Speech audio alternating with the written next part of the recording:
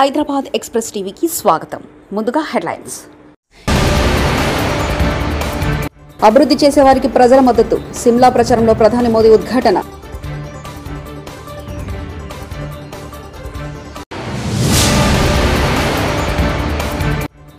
వడ్లకు bonus ఇవ్వాలి, లేకపోతే అసెంబ్లీని ముట్టడిస్తాం. హరీష్ రావు.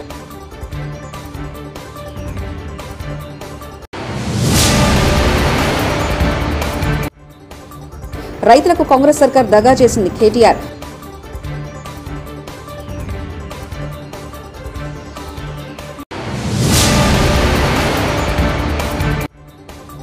విశాఖ తుఫాను హెచ్చరికల కేంద్రం కీలక ప్రకటన.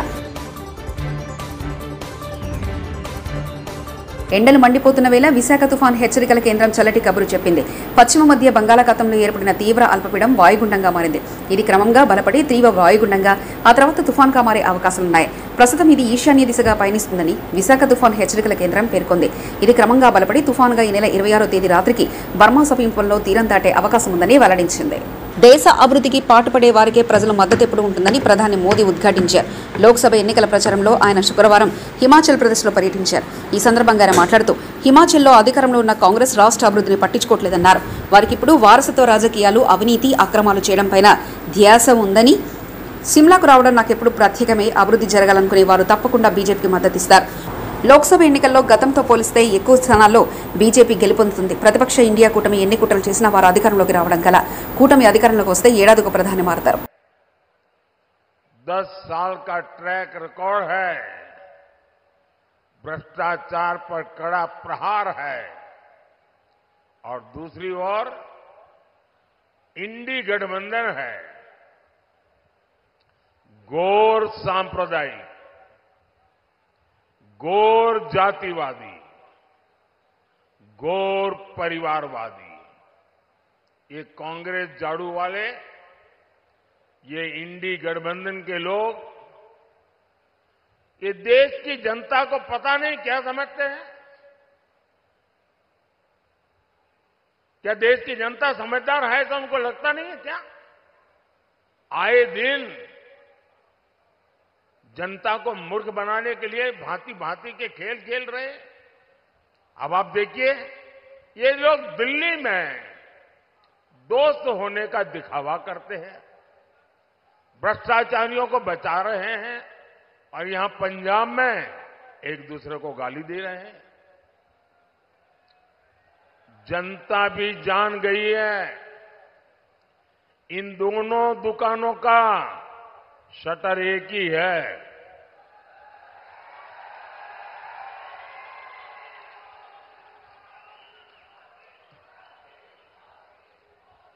इसलिए इंडी गठबंधन को हराने के लिए అబుదాబి ప్రభుత్వం నుంచి ప్రతిష్టాత్మకంగా UAE golden visa super star Rajinikanth అందుకున్నారు. ఈ వీసా అందుకోవడం సంతోషంగా ఉందని రజనీకాంత్ తెలిపారు. ఈ సందర్భంగా అబుదాబి ప్రభుత్వానికి ఆయన ధన్యవాదాలు తెలిపారు. అలాగే తన స్నేహితుడు లూలు గ్రూప్ సీఎండీ యూసఫ్ అలీకి సైతం ఆయన కృతజ్ఞతలు తెలిపారు. అన్ని రకాల వరి ధాన్యానికి 500 బోనస్ ప్రకటించాలని మాజీ మంత్రి సిద్దిపేట ఎమ్మెల్యే తన్నీరు హరీష్ రావు డిమాండ్ చేశారు. సన్న వడ్లు, దొడ్లు వడ్లని కాకుండా అన్ని రకాల వడ్లకు ఇచ్చేలా ప్రభుత్వం చర్యలు తీసుకోవాలని కోరారు. ఖమ్మం జిల్లాలో రైతులతో ముచ్చటించి వారి సమస్యలు అడిగి తెలుసుకున్నారు. రైతులకు బీఆర్ఎస్ అండగా ఉంటుందని తెలిపారు. రైతు సమస్యలను పరిష్కరించడంలో కాంగ్రెస్ ప్రభుత్వం ఘోరంగా విఫలమైందని ధ్వజమెత్తారు. కాళ్ళల్లో పట్టిండ్రు, చేతులలో పట్టిండ్రు, 100 రోజుల్లో ఇచ్చేది ఖాయమన్నారు, నమ్మిచ్చి మోసం చేసిండ్రు. నిజంగా అమలైనయా? 6 గ్యారెంటీలు అమలైనయా? 100 రోజులు పోయి 180 రోజులకు వచ్చింది. ఏమైనా ఆయన 100 రోజులు దాటినాయంటే మొన్ననే వచ్చినాం కదనే అని సన్నాయి నొక్కులు నొక్కుతురు. మరి ఆ రోజు హామీ ఇచ్చినప్పుడు తెలియదా? 100 రోజుల్లో 6 చేస్తాం అనలేదా? అయినా 6 అయినాయే. మొదటిది మహిళలకు 2500 రూపాయలు మహాలక్ష్మి వచ్చిందా? రెండవది రైతులకు 2 లక్షల రుణమాఫీ అయిందా? రైతులకు 7500 రూపాయల రైతు భరోసా వచ్చిందా? మూడవది 500 వడ్లకు బోనస్ వచ్చిందా? నాలుగవది నిరుద్యోగ భృతి 4000 అందిందా? ముసలోళ్ళకు అవ్వ తాతలకు 4000 పెన్షన్ వచ్చిందా? పిల్లలకు ఆడపిల్లలకు స్కూటీలు వచ్చినాయా?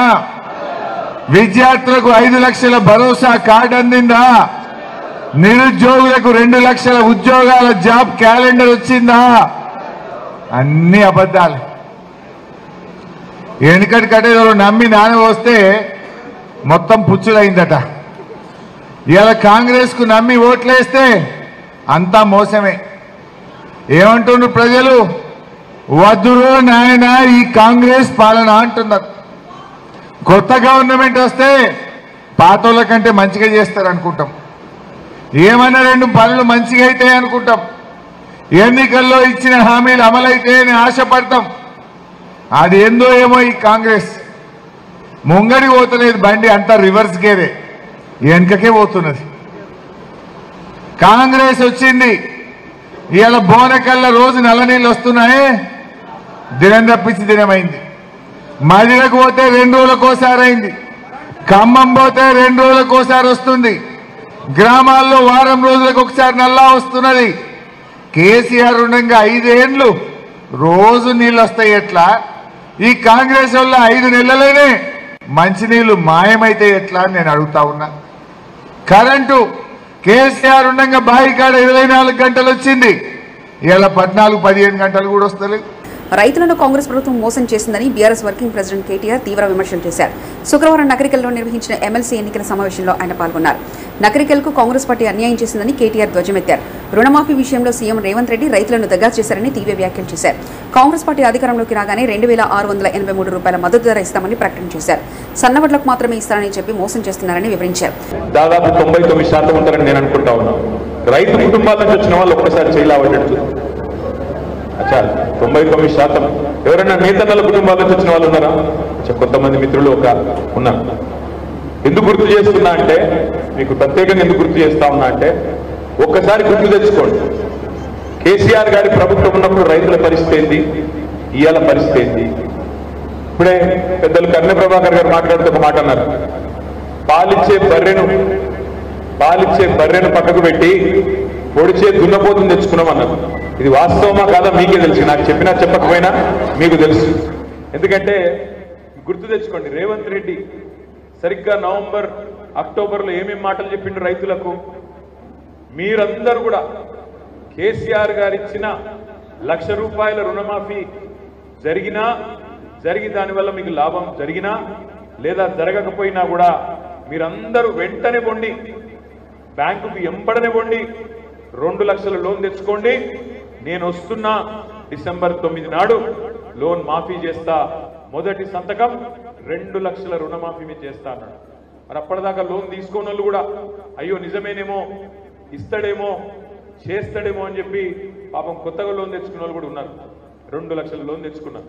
మరి నేను అడుగుతా ఉన్నా, డిసెంబర్ 9 రుణమాఫీ అన్నారు. ఇవాళ మే 24, డిసెంబర్ 9, జనవరి 9, ఫిబ్రవరి 9, మార్చి 9, ఏప్రిల్ 9, మే 9 నిండిపోయింది. 6వ నెలలో ఉన్నాం. జరిగిందా రుణమాఫీ? పెట్టిండా మొదటి సంతకం? ఇంకేం చెప్పిండు? కేసీఆర్ 10,000 ఇస్తున్నాడు రైతు బంధు. మా ప్రభుత్వం వస్తే, కాంగ్రెస్ వస్తే మేము ఇదివరకు 70 ఏళ్ళ ఇయలే కానీ ఇప్పుడు బుద్ధి వచ్చింది. కేసీఆర్ 10,000 ఇచ్చిండు, నేను 15,000 ఇస్తా అన్నాడు. తెలంగాణలో కాంగ్రెస్ ప్రభుత్వం ఏర్పడిన తర్వాత తొలిసారిగా నిర్వహించే రాష్ట్ర ఆవిర్భావ దినోత్సవ వేడుకల నిర్వహణకు గ్రీన్ సిగ్నల్ వచ్చేసింది. జూన్ 2న జరిపే రాష్ట్ర ఆవిర్భావ దినోత్సవ వేడుకల నిర్వహణకు ఎన్నికల సంఘం అనుమతిచ్చింది. ఈ క్రమంలో ఈసీ అనుమతితో సీఎస్ శాంతకుమారి ఏర్పాట్లపై సమీక్షా సమావేశం నిర్వహించారు. బారాసా కార్యకర్త శ్రీధర్ రెడ్డి హత్యాంశంపై ఆ పార్టీ తనపై నిరాధార ఆరోపణలు చేస్తుందని మంత్రి జూపల్లి కృష్ణారావు అన్నారు. మృతుడికి అనేక వివాదాల్లో ప్రమేయం ఉందని తెలిపారు. కేటీఆర్, ఆర్ఎస్ ప్రవీణ్ కుమార్ తనపై అర్థం పర్థం లేని ఆరోపణలు చేస్తున్నారన్నారు. దీనికి వాళ్ళు క్షమాపణలు చెప్పాలని డిమాండ్ చేశారు. కొల్లాపూర్ సత్యహరిచంద్రుడు ఫామ్ హౌస్ ఆణిముత్యం కేసీఆర్ ముద్దు పేరు. కొల్లాపూర్లో ఏదో రాజకీయ కుట్ర జరిగిందని, అంటే కొల్లాపూర్ మాజీ శాసనసభ్యుడు ఆయన పిలవడం, యువరాజు రాజకుమారుడు కేటీఆర్ గారు రావడం, వారికి తోడు ఒక ఐపీఎస్ ఆఫీసర్. మొన్నటిదాకా కేసీఆర్ ను తిట్టకుండా తిట్టి నియంత అవినీతిపరుడని రకరకాల మాట్లాడి ఆత్మగౌరవం కోసం దింపడానికి, బీఆర్ పార్టీ దింపడానికి ముందుకొచ్చి చెప్పి మళ్లీ అదే కేసీఆర్ పంచన జరి ఆత్మగౌరవాన్ని అమ్ముకున్న వ్యక్తి. వీళ్ళందరూ లక్ష్మీపల్లి గ్రామాలకు వెళ్లి ఆ కుటుంబాన్ని పరామర్శించడం జరిగింది. వాస్తవంగా దురదృష్టకరమైన సంఘటన. ఆ వ్యక్తి కూడా దుర్మార్గుడు కాదు, చనిపోయిన శ్రీధర్ కూడా దుర్మార్గుడు కాదు. మరి దురదృష్టం మర్డర్కు గురి కావడం జరిగింది. అది బాధాకరమైన సంఘటన, అందరూ కూడా ఖండించాలి. డెఫినెట్గా నేను కూడా ఖండిస్తాను. కేటీఆర్ మాట్లాడుతూ మీరే వినండి ఏం మాట్లాడిండో. ఇది పూర్తి వివరాలు తెలియనియండి ఏం జరిగిందో అని చెప్తా ఉన్నాము. ఒకవేళ ఏం జరిగిందో తెలుసుకుందాం, పూర్తి వివరాలు తెలియనియండి అని ఆయనే అంటున్నాడు. మరి పూర్తి వివరాలు ఏం జరిగిందో తెలియకుండా జూపల్లి ప్రోద్బలం ఉంది, హస్త ఉందని ఆరోపణ చేస్తుందంటే ఎంత నిజాయితీ ఉందో ఇక్కడ అర్థమవుతా ఉంది. ఈ శ్రీధర్ రెడ్డి అనే వ్యక్తి మాచర్లలో మారణ హోమానికి పాత్రధారి పిన్నెల్లి సూత్రధారి జగనే. మహమ్మద్ ఇక్బాల్ మీడియా సమావేశంలో తెలుగుదేశం పార్టీ చంద్రబాబు నాయుడు గారు ముఖ్యమంత్రిగా ఉన్నారు. అప్పుడు ఏ విధంగా ప్రశాంత వాతావరణంలో ఎన్నికలు జరిగాయి, ఏ విధంగా జగన్మోహన్ రెడ్డి గారి పాదయాత్ర ప్రశాంతంగా చేయగలిగాడు, ఎక్కడ కూడా ఒక చిన్న గులకరాయి కానీ లేదా రాళ్లదాడి కానీ చిన్న గులకరాయి కూడా మనం చూసిన సందర్భం లేదు. ఆయన ఎక్కడో ఎయిర్పోర్ట్లో ఆయన అభిమాని ఎవడో కోడికత్తి అంటే దానికి అనువుగా ఆయన మలుచుకున్న తీరు మనం చూశాం. కానీ ఎప్పుడు కూడా తగిన భద్రత అప్పుడు ప్రతిపక్షంలో ఉన్న జగన్మోహన్ రెడ్డి గారికి కల్పించడం జరిగింది. దానికి భిన్నంగా నియంతృత్వ పోకడలు ఈ 5 ఏళ్లలో 19 నుంచి 24 ఏళ్లలో జగన్మోహన్ రెడ్డి గారు ముఖ్యమంత్రిగా ఉన్నప్పుడు మనం చూస్తున్నాం. గెలుపే ప్రాధాన్యంగా, ఎలక్షన్లలో గెలుపే ప్రాధాన్యంగా వాళ్ళు ప్రవర్తించిన తీరు ఈ రూలింగ్ పార్టీ అధికార పక్షం మనం చూస్తున్నాం. ప్రజలు కూడా గమనిస్తున్నారు. ప్రతిపక్ష నాయకుల మీద వాళ్ళు వేధిస్తున్న తీరు, దాడులు, కేసులు, అక్రమ కేసులు, నిర్బంధాలు, ఏ విధంగా ప్రతిపక్షం అనేదే లేకుండా చేయాలి అనే ఒక వింత పోకడ ఈ ప్రభుత్వం, జగన్మోహన్ రెడ్డి గారి ప్రభుత్వంలో మనం చూసాం. ఇది గురజాల తర్వాత ఈ పల్నాడు ఏరియా ఎలక్షన్ల గురించి మనం చూస్తున్నాం. ఈ మధ్యకాలంలో పిన్నెల్లి రామకృష్ణారెడ్డి గారు అందరూ చూశారు. ఆయన ఏ విధంగా ఆ పోలింగ్ స్టేషన్లకు వెళ్ళడం, దౌర్జన్యంగా ప్రవర్తించడం, బాక్సును పగలగొట్టడం, తర్వాత నంబూరి శేషగిరిరావు మీద తర్వాత గొడ్డలి దాడి, చాలా విచిత్రంగా గుర్తు తెలియని వ్యక్తులు అని చెప్పడం. అంటే వ్యవస్థ ఎంత నిర్వీర్యమైంది, ఏ విధంగా వ్యవస్థలను వాళ్ళు అప్రజాస్వామికంగా నియంత్రించారు అనేది మనకు తెలుస్తూ ఉంది. 324 ఏదో గుర్తు తెలియని వ్యక్తులని పెట్టడం, అప్పుడే 307 పెట్టి ఉంటే, నిన్న 307 సెక్షన్ ఉంటే ఆయన నిన్న కేసులో బెయిల్ కూడా వచ్చేది కాదు. నంబూరి శేషగిరిరావు గారు చెప్తున్నారు, సరే చంద్రబాబు నాయుడు గారు ఆయనకు ఫోన్లో కూడా వచ్చే ధైర్యం చెప్పారు, మేమందరూ వాళ్ళు బయట బతుకుతున్నారు, మేము బయట ఊళ్ళో వదిలి మేము పొలాల్లో దాక్కుంటున్నామండి అని ఇప్పటికి చెప్తున్నారు వాళ్ళు. అంటే ఎంత అసలు భయకంపితులై ఉన్నారు ఆ ప్రాంతం వాళ్ళు అనేది మనం చూస్తున్నాం. మన పిన్నెల్లి రామకృష్ణారెడ్డి గారి తీరు, ఆయన స్థానిక సంస్థల్లో 77 స్థానిక సంస్థలు పంచాయతీలు జరిగితే 74 ఏకగ్రీవం అందరినీ బెదిరించి, ఇక మరీ ధైర్యం కూడగట్టుకుని ఎవరో 2-3 వచ్చినట్టున్నారు. 74 ఏకగ్రీవం అయ్యాయి. తర్వాత 51 కేసులు అయ్యాయి. ఎస్సీ బీసీ మైనారిటీ కుటుంబాల. ఎన్నికల కూడా అమల్లో ఉండగా కాణిపాక దేవస్థానంలో బదిలీ చేయడం వివాదానికి దారితీసింది. 2 రోజుల క్రితం దాదాపు 40 మంది దేవస్థాన ఉద్యోగులను కార్యనిర్వహణాధికారి బదిలీలు చేశారు. ఇప్పటికే పలుమార్లు నియమావళి దేవస్థాన అధికారులు ఉల్లంఘించారు. దీనిపై కలెక్టర్ ఆదేశాల మేరకు గతంలో ఆర్ఓ విచారణ చేపట్టారు. విద్యా దీవెన కింద తల్లుల ఖాతాలో జమ చేసిన ఫీజు రీమెంబర్మెంట్స్ నగదును చాలా మంది కాలేజీలకు చెల్లించడం లేదు. దీంతో తల్లులకు నోటీసు ఇవ్వాలని ప్రభుత్వం నిర్ణయించింది. ఈ మేరకు గ్రామ వార్డు సచివాలయకు ఆదేశాలు జారీ చేసింది. నగదు జమ అయిన 7 రోజుల్లోపు చెల్లించిన వారికి తదుపరి విడత మొత్తం కళాశాలకే జమ చేస్తామంది. ఫీజు కట్టకపోయినా కట్టినట్లు తప్పుడు సమాచారం ఇస్తే చర్యలు తీసుకుంటామంది. తిరుపతి జిల్లా చంద్రగిరి నియోజకవర్గంలో కేసుల టెన్షన్ కొనసాగుతుంది. పులివర్తి నాని దాడి కేసులో సంబంధం లేని అమాయకులను అరెస్ట్ చేస్తున్నారని టీడీపీ, వైసీపీ వర్గాలు ఆరోపిస్తున్నాయి. వైసీపీ ప్రోద్బలంతోనే తమపై కేసులు పెట్టారని, తమ వర్గీయులను కాపాడుకోవడానికి చెవిరెడ్డి ప్రయత్నిస్తున్నారంటూ టీడీపీ నేతలు ఆరోపించారు. అమ్మ ఆదర్శ పాఠశాలను తనిఖీ చేసిన ఎమ్మెల్యే సుదర్శన్ రెడ్డి నిజామాబాద్ జిల్లా రెంజల్ ప్రభుత్వ ఉన్నత పాఠశాలలో మౌలిక వసతులను పర్యవేక్షించారు. ఎమ్మెల్యే సుదర్శన్ రెడ్డి ఈ సందర్భంగా మాజీ మంత్రి మాట్లాడుతూ రాష్ట్ర ప్రభుత్వం ప్రతిష్టాత్మకంగా తీసుకున్న అమ్మ ఆదర్శ పాఠశాలను పరిశీలించిన ఎమ్మెల్యే ఉపాధ్యాయులను సమస్యలు అడిగి తెలుసుకున్నారు. అదనపు గదుల నిర్మాణం కొరకు నిధులు మంజూరు చేస్తానని ఆయన అన్నారు.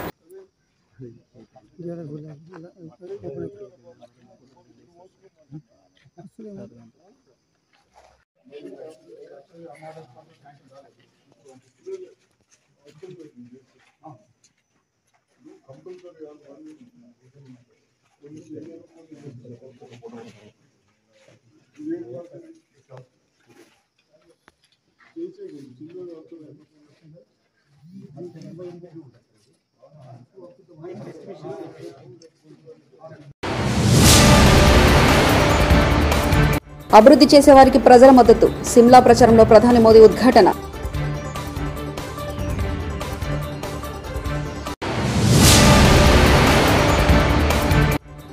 వడ్లకు బోనస్ ఇవ్వాలి, లేకపోతే అసెంబ్లీని ముట్టడిస్తాం. హరీష్ రావు.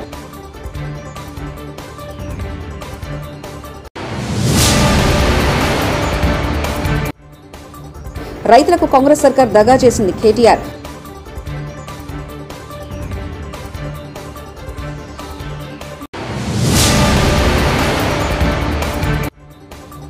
విశాఖ తుఫాను హెచ్చరికల కేంద్రం కీలక ప్రకటన.